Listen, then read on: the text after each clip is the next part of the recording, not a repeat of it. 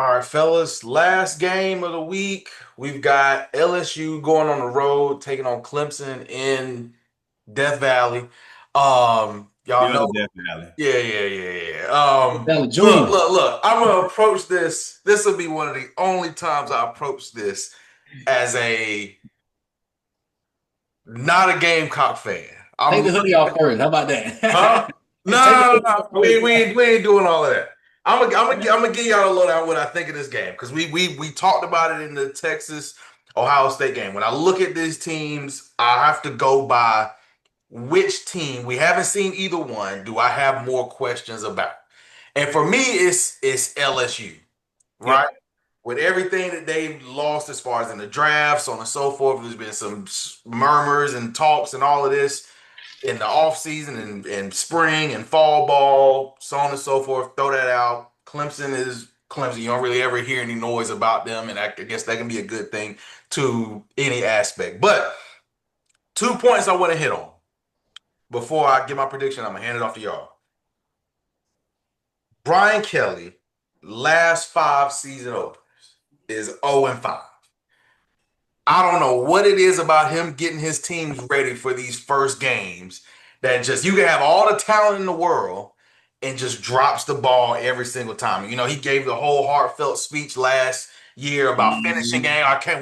We still talking about finishing and all this and that and that and this, but you lose to going back to start with the first one, Mississippi State at UCLA, Florida State, Southern Cal. Um, and I don't know what it is about these teams that they can't finish. You look at it on paper, SEC team going on the road, taking on an ACC opponent, albeit it is Clemson. You should have some type of comfortability to be comfortable going into these type of games. And to me, I just don't. Something in me is telling me something could and probably will happen in this game. Now, Drew, we talked about this in the live stream when it came to Clemson. Cade Klubnik. Some stats that stands out to me when he goes against ACC teams versus SEC teams. ACC ACC teams, he's 10-1, right? 40 points per game. Defense allows 21 points per game, albeit. Against the three SEC losses they had last season, 0-3, 13 points per game. You give up 30 points per game in all of those. It's something about the big games that just affects Cade when he's not going against these ACC teams. The Now, defense. yeah, now you talk about it, you're at home, it's going to be a crazy crowd. I've seen how Clemson gets. It's a night game. They're going to do the whole dumb behind tradition of riding the bus around the stadium and the balloons and running down this doggone hill and all this. Everybody's going to be riled up for it. If you're LSU, if you can sustain the first quarter, the first gut punch. You've seen other teams do it. Louisville almost did it last year when they came and was about to take Clemson out last year in that game. And it comes down to running the ball. If you can run the ball and get the O line going, protect Nussmeier, get your wide receivers some chances to make some plays, you got you a strong chance to go in here and make a statement week one, which is what Brian Kelly has not been able to do. All that being said, all that being said, no, my pride won't let me do it. Give me LSU. LSU gonna win this game. They gonna go on the road to Death Valley, to the fake Death Valley, and they gonna take down Clemson week one. Shut everybody up about all this hype and all this blase going on. LSU got it. They going 1-0 after this week. Either they breaking the 5-0 curse. Give me LSU. They going to win this game. All right.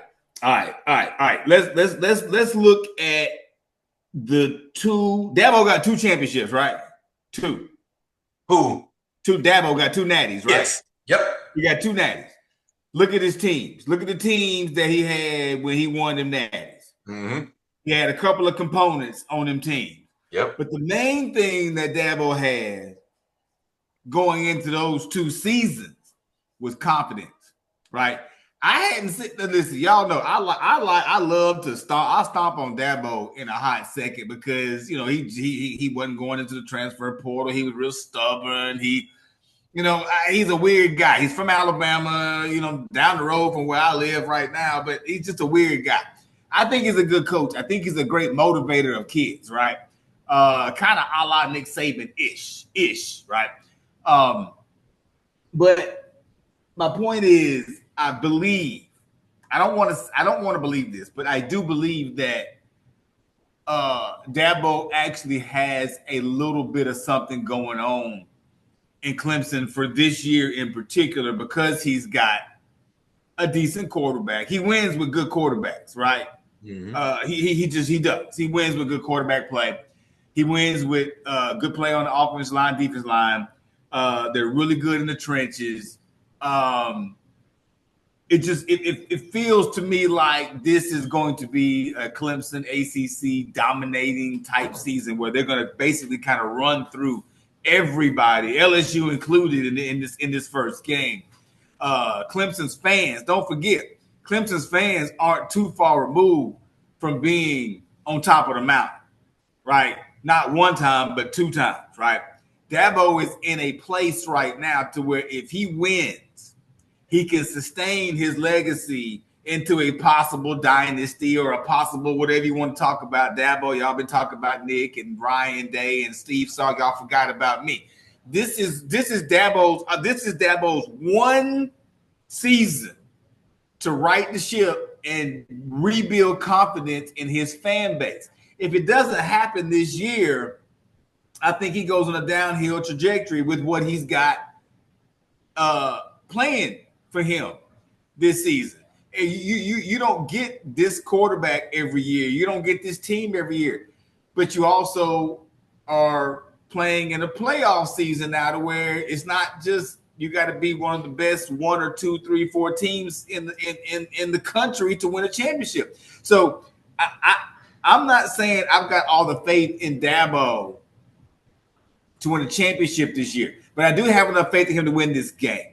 Brian Kelly, like y'all said, has not proven to be a big game coach. And when I really think about it, and I talked really big about Brian Kelly for the past couple years, and I thought he was going to do a fantastic job at LSU. But he's had some big wins, but he had that one big win against Alabama, 9-9, the field goal game, 9-6, I believe, in Tuscaloosa, which led him back to a big game that he got blown out in the national championship against Alabama years ago. The guy might just struggle in big games, and this is as big as a big game is going to be for him in this season. So I'm going to have to take Clemson and Dabo Swinney just based off of his track record as a coach and winning big games, and Brian Kelly's inability to win big games, especially at the beginning of the season, regardless of who your quarterback is. Brian Kelly's had great shit. He had your boy that's playing for the Commanders right now, and he couldn't get it done. You know what I'm saying? So, defense, man. Defense. I got Clemson, bro. I got Clemson by 2 touchdowns. Yeah. I think I'm real close to being right there with both of y'all. But to me, when I think about Clemson's kind of like that pretty girl you had back in high school, man. It's something that's about her that's just like, you know what? She always looks good. She smells good, talk good, do a lot of stuff good. But when it comes down to making that thing that wifey material, when it comes down to that nitty-gritty of doing it at the biggest moment when it's time to be the best person you can be in 100% and I know 80-20 situation, Clemson falls short. So to me, that situation right there is why I have to put a big, I don't even know what we're going to see Saturday night on this game right here. But to me, I'm going to depend on a couple of little bit of factors when it comes to both teams. To me, I think I got to give the quarterback edge to LSU. I really do like Cade Klubnik. I like him as a passer, but I don't like him when he's in a situation where he only has to pass the ball. And I think that's what that game is going to be. I think LSU's front seven is going to really slow down Clemson's run game. I think we're holding them less than 70, 85 yards rush. I think it's going to be around that aspect of red total-wise. I think it's going to be real dominant, real let the dogs loose type defense from LSU because that's what it has to be. Get them off of their rocker, get them in a backwards momentum, getting them on their back heels. I think that's the type of game that LSU has to make this into. Offensive-wise, Sean, you talking about confidence? I think the confidence I love that I'm seeing this offseason is from the quarterback of LSU.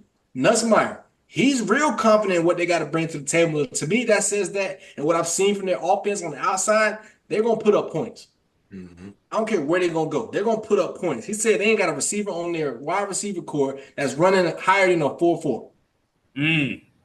That is a lot to be reckoned with. And they got two running backs. One of them was the top three running back in the country coming out.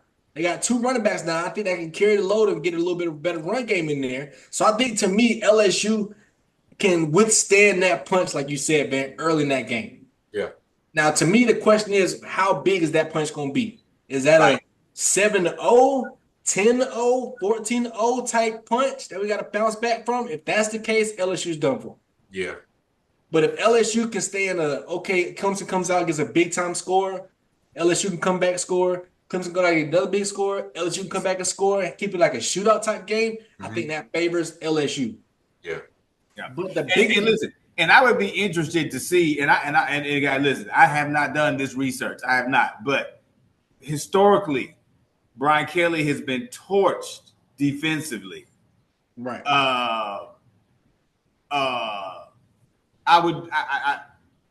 I need to see him. I need to see LSU defense come to this game acting like they want to stop somebody. Right. But hopping in the transfer portal, getting some secondary pieces, that helps. And leave those pieces on the island. I think their identity is going to be run commit. Right. To me, going back to Clemson's side of point of things, I think the Clemson's only way of winning this game is being Cade Klubnik, like I kind of said about Florida State, getting left off the hinges a little bit and being able to escape the pocket and get some first downs that extend drives. I think LSU is going to be in multiple third down situations where there's going to be third and long. And you got to get off the field. You cannot commit no penalties. You got to be disciplined. That's the key factors I want to see from Brian Kelly when it comes to this defense.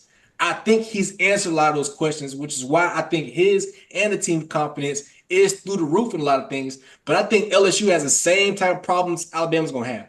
Can you slow down the running quarterbacks this year? If you cannot, your defense is going to get put in a lot of hard situations. And if you're in a hard situation at Clemson, you're not winning that game. You got to really be in control of that game from start to finish, or you got to be right on Clemson's heels, waiting for them to make a mistake to take this game out. So to end it all and to wrap up like a little bow, I actually got LSU pulling this one off in a late game situation where they got to go down and get points on the board. I'm not sure if it's going to be a field goal to win the game or a touchdown to win the game, but I think their offense is a type of offense that can get that job done without Brian Kelly having to make a critical defensive stop with his defense. And I think that's what's going to get him over the top. So I got a late game score, late night game, 10, 11 o'clock game. That's going to be late into the night that we got to really watch this game and really see what team has the grit to get the job done. But to me, I don't think Clemson has the wherewithal to really hold up all game long on the defensive side of the ball. Their defense is going to get whoa down. I want to see what they're going to look like when they get like that.